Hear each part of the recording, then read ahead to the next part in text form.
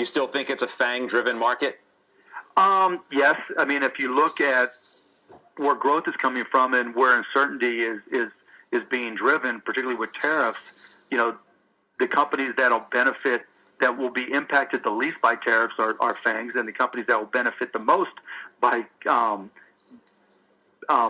tariffs on other types of companies and drive them and drive interest more towards their company are Amazon, Netflix, Google, Facebook, etc. Mark, Jim, it's always great when you call in. I'm such a fan. But does it matter that David Wells, who we both know is just a fantastic CFO, does it matter that he leaves Netflix? I just read that, and I don't know what the circumstances are behind it, and so it's hard to say. It's funny. I was just thinking to myself, it's never a good sign when a CFO leaves, but it's not necessarily a bad sign.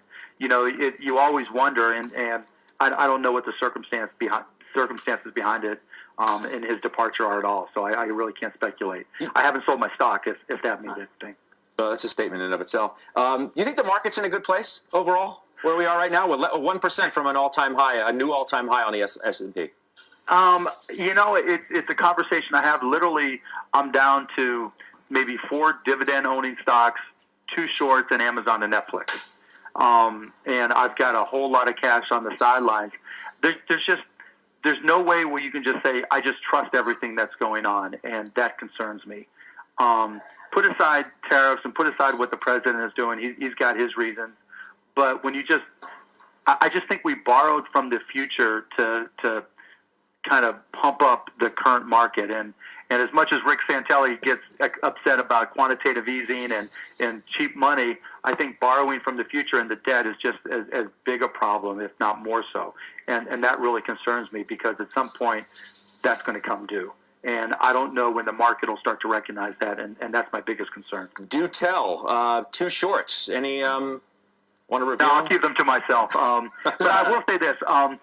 There's a site that I started funding 12 years ago. It's called Share Sleuth. And he does all my research for public companies that present public information that most people ignore. And he just does a great job. And so if you want to know, where my short interests traditionally have been, just check out that site because we publish it all. Because, I'm not best friends with the SEC. So literally anything that I've shorted has been published. Sure. You mentioned the stocks you own. You still own Twitter? No, I don't. No, not for any particular reason other than I wanted to try to accumulate as much cash as possible. Oh, so you're holding more cash than you normally would? Oh, yeah, a lot more cash, yeah. I'm ready, willing, and able if something happens. Great. Do you think we're going to get... I mean, we're having a conversation around the desk today at the beginning of our show saying, look, this is the great American stock market representing what is a very strong economy, especially in the face of all of these other issues around the world, Turkey, currencies... etc. So rather than think that we can hit record highs, 3,000 or 3,100 on the S&P, you think we're going to take a step or 2 back? No, I'm not saying that at all. I'm not saying that we can't hit record highs. I'm just saying that I don't have a complete level of confidence that we will. I'm concerned about the debt. I think with the tax cuts, there's the algorithm, if you will. Will the GDP realistically grow fast enough to overcome the increases in the debt and particularly increases from interest rates that expand the debt? And so I'm not ready to say that that's going to be a net positive to the economy. And if I get a feeling that growth will continue at 4+%, and we don't have, and the debt will then come down, then I'll get back in the market.